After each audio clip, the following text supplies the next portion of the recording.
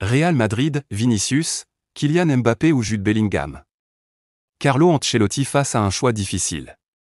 Carlo Ancelotti doit faire un choix très difficile entre Vinicius, Kylian Mbappé et Jude Bellingham, avant le prochain match du Real Madrid. Le Real Madrid, vainqueur à Valence en toute fin de match, 2-1, alors qu'il était réduit à 10, a pris la tête de la Liga, le 3 janvier 2025 en match en retard de la 12e journée du championnat d'Espagne. Le succès a été long à se dessiner pour les Madrilènes, longtemps menés après une ouverture du score d'Hugo Duro, 27e, mais les Merengues ont arraché la victoire grâce à Luka Modric, 85e, et Jude Bellingham, 90+5.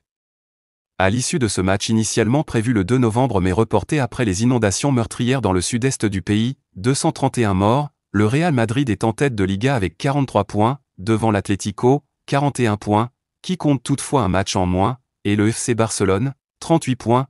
Les Colchoneros auront la possibilité de reprendre les commandes du championnat dès le 12 janvier lors de la réception d'Osasuna, 19e journée, depuis leur défaite à Bilbao, 2-1, le 4 décembre, en match avancé 2.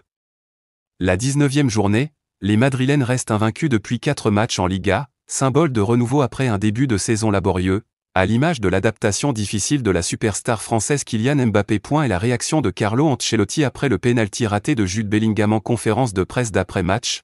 Le technicien italien est revenu sur le pénalty raté de Jude Bellingham, qui a failli coûter le match au Real Madrid. Dont Carlo a alors choisi de faire un choix définitif pour ce qui sera du joueur chargé de tirer dorénavant les pénaltys.